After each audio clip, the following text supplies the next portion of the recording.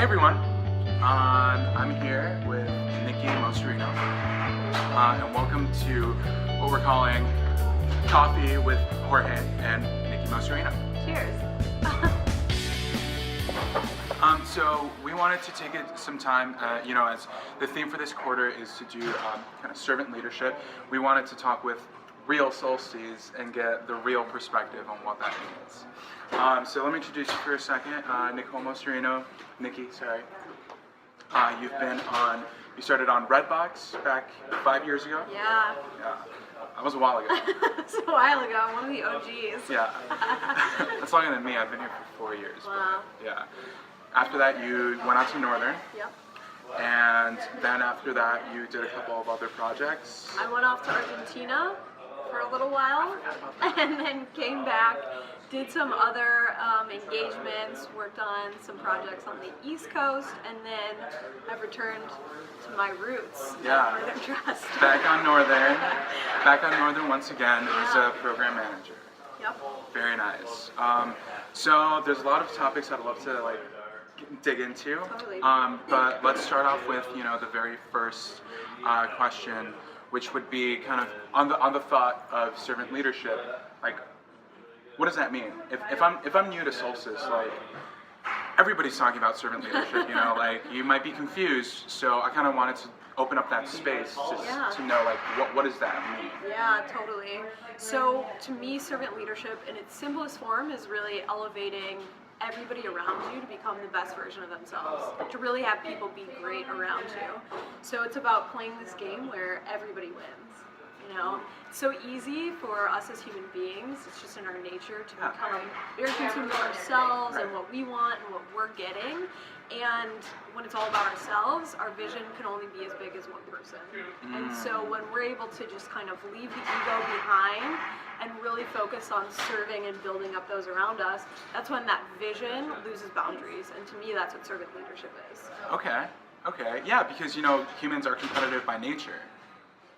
It's our natural instinct, kind of like that survival mode. Yep. But then when you take that survival mode and instead of that, you kind of make it more of a tribal survival mode. Yeah. Kind of changing the paradigm a little bit. Yeah, all of a sudden the vision just grows exponentially. Okay. What we're able to create grows. That's awesome. So I guess leading into another question, how are you able to be a servant leader and not kind of still hold other people accountable, and because being a servant leader, someone might think, I get you coffee all the time, or oh yeah, I'll do this defect, or I'll write this up for you. Totally. So how do you maintain that balance? Yeah, so servant leadership isn't about doing anybody else's job or letting people off the hook, and I think there's really two things to consider here. One, it starts with, how you show up as a leader, right? So, if you want the people around you to be accountable, you better be the very embodiment of that. And so, are you going to be a leader that's slippery with your word and maybe sends an email a day later than you said you would, which is still pretty good, right? Or are you going to be a man or woman of your word where everybody around you, including yourself, just hears you as your word, and when you say you're going to do something, they know you're going to get it done. Right. So it starts there, right? You've got to hold yourself accountable. The second thing to consider, I think, is that servant leaders set out to be effective and to have themselves and people around them get what they want. They don't always set out to be liked, which is hard for us to really get a grasp of, right? We all want to be liked. Yeah. As humans, again, it's in our nature to want to be liked, to want to look good.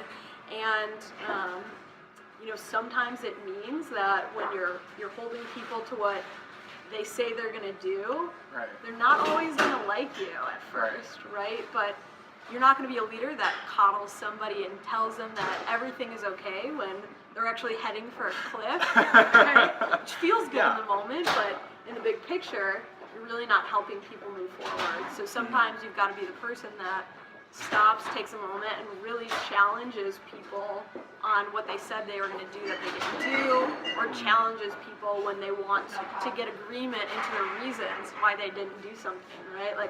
You either got reasons or you have results. Right. So servant leadership kind of not taking it away from like serving you as like I'm doing things for you, but serving you as in serving you with accountability or serving you with kind of context or serving you with guidance. Yeah. That can also encompass it. Totally. Like I am so committed to having everybody around me get what they want to get, that there's no question in my mind. It just guides every conversation. Okay, cool. So tell me a story. Maybe it could be with another Solstice employee, or it could be with a client, or it could be with a family member, or just a friend, where like you felt like they really kind of, wow, you know, like they're really exemplifying servant leadership and what that means. Totally. So I want to create this juxtaposition because I've worked with, clients across the board, and I just want to share that, I have one client that was very top down. What are people doing for him? How are they serving him? And yet he was a leader. And so the entire experience of delivering the project and the product was very hard. It felt like it was a push, like this uphill struggle. Nobody was bought in. There was a lot of resistance. And then from the whole team? From the whole team. Okay. So, the other side of the coin is that I've worked with a client who is just relentless in serving other people. And one of our first conversations when we were meeting each other was around, his job. He doesn't want to get more involved than he needs to. He wants to be the person that, the team comes to when they have something blocking them or in their way, and he's able to get it out of their way. And just in that mentality, as I've watched this project unfold, it's like the team is motivated, the team feels very bought into the vision, the team feels like they're part of something bigger. Yeah. And it's all in that little difference in how a leader has created the team and how they show up for the team. That's awesome. That's really cool. Okay, so I guess let's flip the coin a little bit and say let's be selfish, right? Because you said it's kind of in human nature to be selfish and to kind of be like, oh, it's all about me, Isn't it? So like why should I practice servant leadership? Yeah. Why should I give up my time to help others? Because as a developer, like I need to be working on my stories. Totally. I'm gonna hold myself accountable to that, and I'm not going to give up my time. So how will servant leadership help me in my career? Totally. So I've really started to learn this lesson in a profound way because it does always come back to, are we serving our ego or are we serving others? And so I really battled with this, right? There are things that are important to me, and yet there are things that are important to the team. And so as I thought about, all the things I want to do, that I want to get, my team, that's not serving anybody. That vision, like all of the things I wanted to create for the team and for the client and for Solstice was only as big as me. And I touched on this a very little bit at the beginning, but as long as I'm serving myself, what I can create is only as big as one person. Right. And so servant leadership, when you really start to serve others and enroll them into this larger vision, you've got an army of people that are all of a sudden working towards something way bigger than me. It's now as big as the team. And then as we start to serve other people outside of the team, the client, now it's grown even more.